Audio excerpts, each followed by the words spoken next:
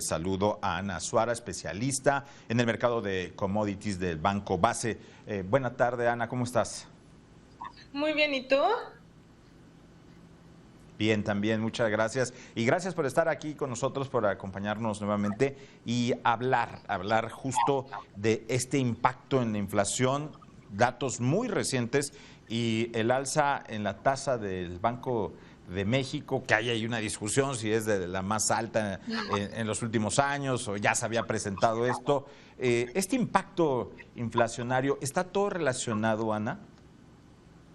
Así es, vaya, las presiones inflacionarias vienen desde la pandemia, desde que empezaron los cierres, ya ves que hubieron cierres y todo este proceso de Sí. apertura económica tras la pandemia y adicionalmente pues la guerra en Ucrania. Entonces todo esto está relacionado y bueno, este incremento en 75 puntos base, sí, hasta donde tengo entendido es el mayor que ha hecho Banco de México.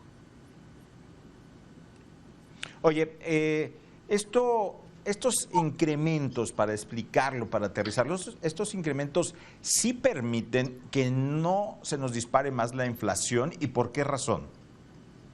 Lo que hacen los incrementos en las tasas de interés de referencia o lo que busca Banco de México con estos incrementos es pues hacer que la demanda agregada se reduzca, ¿no? O sea, limitar la demanda, limitar el consumo de las personas y por otro lado, al mismo tiempo, pues hace que el ahorro se vuelva más atractivo, ¿no? Entonces, lo que están tratando de hacer con esto es que las personas, en lugar de ir a consumir, porque están haciendo que, como te menciono, que el consumo sea más caro, que los créditos, por ejemplo, se vuelvan más caros, pues están haciendo, bueno, en lugar de que vayas a consumir, mejor ahorra para consumir después, ¿no? Y esto, pues sí, limitaría la inflación porque estarías reduciendo la demanda y ahorita el problema que existe es un problema en la oferta, no hay suficiente oferta para pues satisfacer la demanda de los consumidores.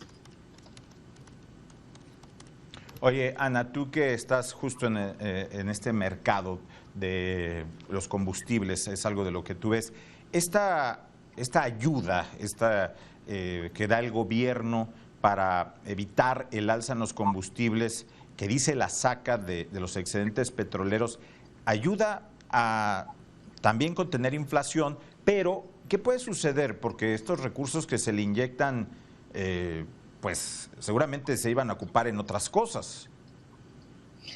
Pues sí, bueno, en este punto lo designaron, al final del día el gobierno designa lo que van a hacer con los excedentes petroleros y lo designaron en este caso a combatir pues, los incrementos en los precios de los energéticos. Evidentemente sí ayuda. El problema de este tipo de subsidios, por así decirlo, es que es regresivo, apoya a las personas evidentemente que más tienen, o sea, lo que hace es que genera como más disparidad. La gente que más tiene es la que más utiliza los automóviles, pero definitivamente sí está ayudando a disminuir las presiones inflacionarias, ¿no? Al final del día lo que tendría que suceder sería que los precios de los energéticos se redujeran, como lo hemos visto esta semana, que fue la segunda semana consecutiva de una reducción en los precios, pero al final del día la reducción se está dando porque hay nerviosismo sobre una recesión económica global, ¿no? Que pudiéramos irnos a una recesión, sobre todo en Estados Unidos, ¿no?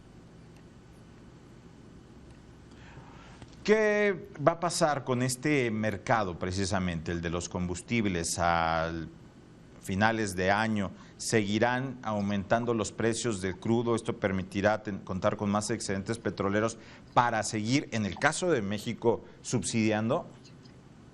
Yo considero que hacia el cierre del año el precio del WTI, por ejemplo, debería estar alrededor de los 110, 115 dólares Ujú. por barril. Normalmente en temporada en diciembre, hacia el último trimestre del año, se ve históricamente un incremento en los precios porque la demanda aumenta, uno por las vacaciones de invierno y también por los climas, el clima que se vuelve pues mucho más frío, sobre todo al norte de Estados Unidos, Canadá, Europa. Entonces la demanda por diésel, por ejemplo, o por combustibles para calefacción incrementa y este año pues estamos viendo también que hay problemas en los mercados de gas natural, como lo vimos el año pasado, y entonces es probable que el precio vuelva a incrementar un poco más, como te digo, hacia los $115 por barril. Posiblemente no vayamos a ver, o sea, si no vemos, por ejemplo, esta temporada de huracanes máximos, es poco probable que los veamos también hacia el cierre del año, ¿no?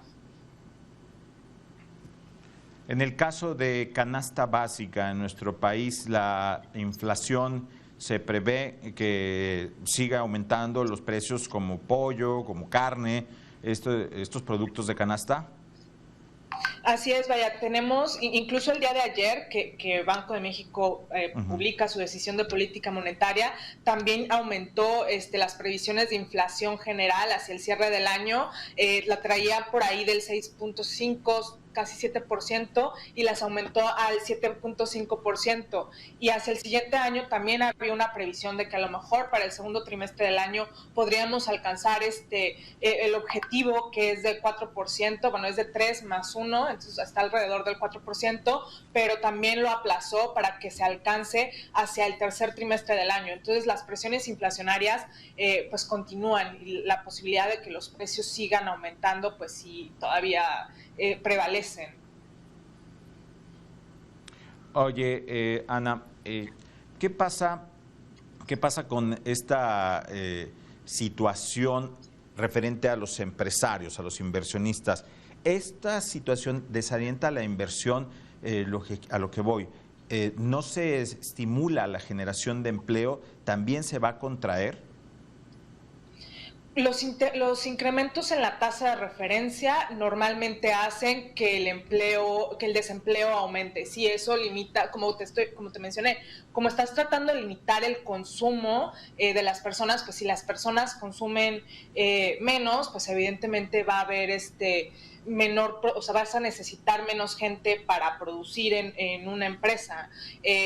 Pero bueno, las altas tasas también apoyan, por ejemplo, lo que está buscando hacer Banco de México con un incremento en tasas como de 75 puntos base en este caso, como se dio en Estados Unidos, es pues generar que ese diferencial en tasas entre las tasas de México y de Estados Unidos continúen, y eso genera, o lo que sucede es que trae más inversión extranjera al país, ¿no? Si no tuviéramos este diferencial en tasas, pues los inversionistas extranjeros podría haber una fuga de capitales, y podría haber, evidentemente, llevar una depreciación del peso que también llevaría a mayores presiones inflacionarias, ¿no? Entonces, este incremento en tasas nos va a ayudar a que las inversiones extranjeras pues se mantengan en el país, y eso va a ayudar y ha ayudado a que el peso mexicano no se deprecie, ¿no? Que se fortalezca para tratar de también evitar un golpe a la inflación por este lado.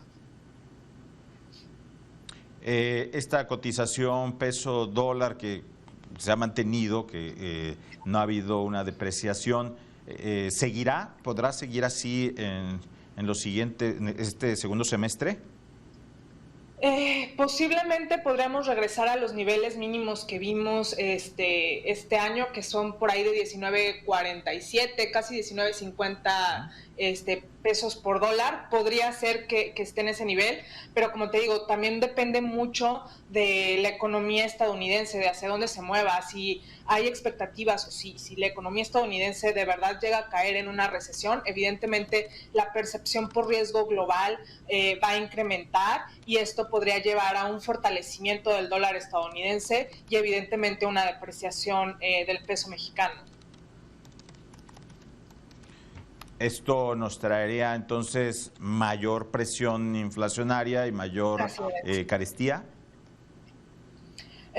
Pues al final del día, parte de los problemas en los suministros que existen es por como te mencionaba, todo lo que sucedió en la parte del coronavirus, y parte el problema, si vemos en los mercados de commodities y lo que está sucediendo entre Rusia y Ucrania, evidentemente todos estos problemas en la oferta van a continuar hasta que la producción global incremente. Entonces, al final del día, lo que se debería hacer es tratar de buscar maneras de que los productores de este tipo de materias pues tengan más como beneficios para que puedan producir más, o sea, darles como que herramientas para que la producción pueda incrementar. Eso es lo que se necesita hacer y lo que los países en general están tratando de hacer, ¿no?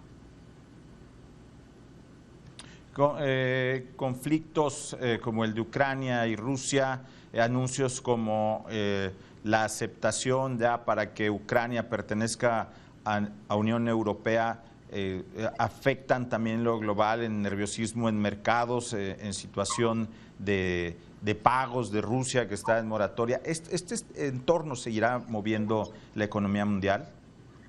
Yo creo que por el lado de, o sea, al final del día tenemos, o sea, hay escasez por este factor, y siento que los mercados financieros como que ya descontaron el hecho de que la guerra entre Rusia y Ucrania, quién sabe cuándo va a terminar, esto se va a extender más tiempo, es posible que las sanciones a Rusia incrementen y continúen por mucho más tiempo. Entonces, como que ya el mercado se está acostumbrando a este tipo de noticias. Ojo, obviamente, si hay un aumento en la percepción de riesgo global, esto evidentemente va a afectar al mercado, pero en el corto plazo como que ya lo están viendo en el segundo plano, como que dicen, ay, pues los granos de Ucrania pues no nos van a llegar porque no hay, ¿no? Entonces ya lo descontaron. Vamos a ver dónde buscamos y cómo le hacemos para obtener lo que antes obteníamos de estos países. Entonces como que ya esto se descontó un poco, pero como te menciono, si llegara a haber un incremento en las tensiones, pues sí podría causar una vez más volatilidad.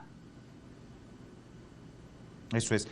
Por último, Ana, la autonomía del Banco de México está garantizada y eso nos conviene de seguir así.